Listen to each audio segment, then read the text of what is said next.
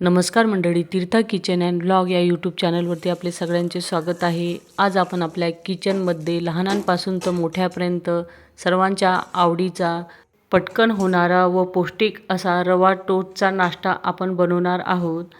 मुलांच्या परीक्षा चालू आहेत, तर असे झटपट होणारे नाश्ते मुलांना खूप आवडतात। चला तर रवा टोस्टसाठी लागणारे साहित्य पाहूया। इथे 1 कप बारीक रवा, पाव कप दही, गाजर, 5 हिरव्या मिरच्या, 4 लसणाच्या पाकळ्या, 1 मीडियम आकाराचा कांदा, सिमला मिर्च 2, टोमॅटो आणि कोथिंबीर घेतलेली आहे। भाजीचे प्रमाण तुमच्या आवडीनुसार कमी जास्त करू शकता। आता मिक्सरच्या भांड्यामध्ये 5 मिरच्या अशा तोडून टाकल्या, 4 लसणाच्या पाकळ्या। आता याची बारीक पेस्ट करून घ्यायची आहे। तर इथे लसूण आणि मिरचीची पेस्ट तयार आहे। आपण घेतलेल्या सर्व भाज्या इथे बारीक कापून घेतलेल्या आहेत। भाज्या ह्या चांगल्या बारीकच कापून घ्यायच्या। लगेच भांड्यामध्ये 1 कप रवा घालून घ्यायचा। तर इथे आपण बारीक रव्याचा वापर करणार आहे। आता त्याच कपाने मोजून पाव कप आपल्याला दही टाकून घ्यायचे आहे। इथे मी अर्धा कपापेक्षा कमी दही घालून घेतले। त्यानंतर चवीनुसार अर्धा चमच्याच्या वर थोडे मीठ घालून घेतले। आता आपण जी हिरवी मिरची आणि लसणाची बारीक पेस्ट केली होती ती टाकून घेतली। थोडेसे चिली फ्लेक्स घालून घेतले।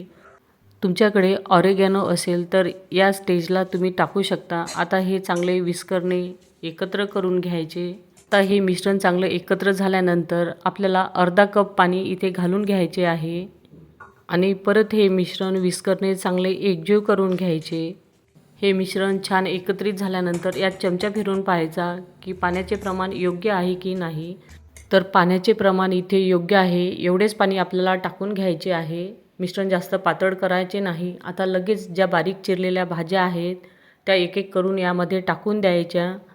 भाज्या आधीच बॅटरमध्ये घातल्यामुळे त्याची चव रव्यात छान उतरते आणि रवा टोस्ट अधिक चविष्ट लागतो।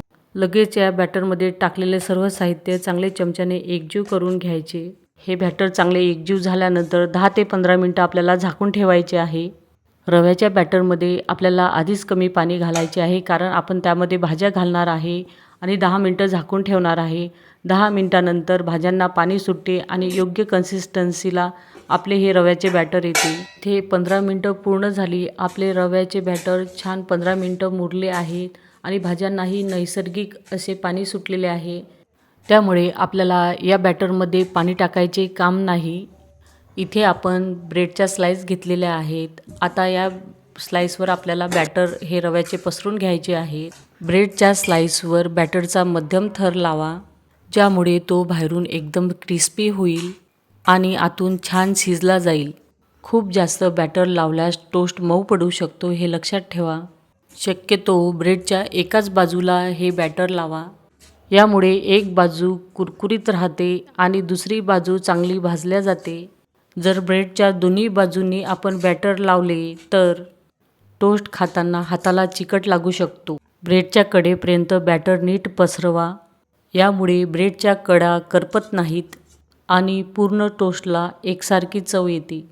चमच्याने बॅटर ब्रेडवर टाकून ते हलक्या हाताने पसरवा, यामुळे भाज्या आणि रवा ब्रेडला नीट चिकटून राहतात आणि तव्यावर उलटताना ते सुटत नाही। तर खूप पातळ थर लावला तर भाज्या ब्रेडवरून निसटून पडू शकतात।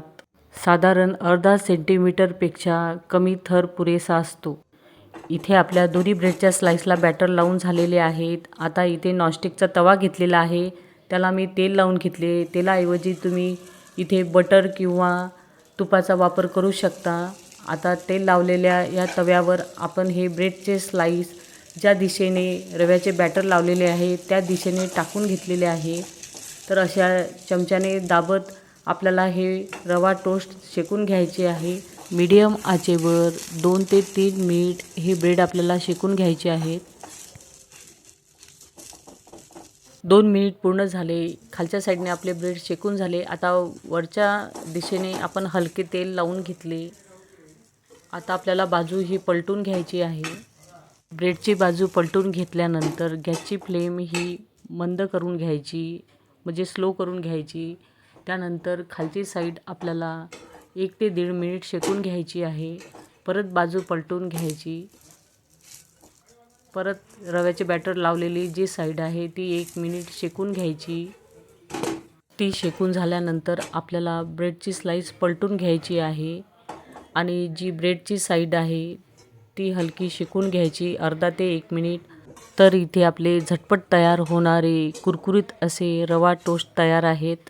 या टोस्टच्या बॅटरमध्ये जसे आपण भाज्या वापरलेल्या आहेत तशाच हे टोस्ट गरम करताना तुम्ही चीज किंवा पनीरचाही वापर करू शकता. परत एकदा झणझणीत प्रकारे हे टोस्ट बनवूया. आधी आपण लावले त्याच प्रकारे ब्रेडच्या स्लाईसला हे बॅटर लावून घ्यायचे आहे. त्यानंतर इथे चिली फ्लेक्स, ऑरेगॅनो किंवा आपली लाल तिखट असते ते भुरभुरून घ्यायचे. इथे नॉनस्टिकच्या तव्याला आपण तेल लावून घेतलेले आहे. रवा लावलेली जी साईड आहे ती तव्यावर टाकून घेतली. ती चांगली 2 ते 3 मिनिट आपल्याला मिडियम आचेवर शेकून घ्यायची आहे. त्यानंतर दुसऱ्या बाजूने थोडेसे तेल लावून 1 ते 2 मिनिट मंद आचेवर ती ब्रेडची बाजू आपल्याला शेकून घ्यायची आहे. ब्रेडच्या साईडने जर बॅटर असे निघत असेल तर असे चारी कोन्यांनी आपल्याला ब्रेड धरून शेकून घ्यायचे आहे. शक्यतो चिमटा वापरायचा. चिमट्याने धरून असे ब्रेडच्या कडा आपल्याला चारीकडून शेकून घ्यायचे आहेत.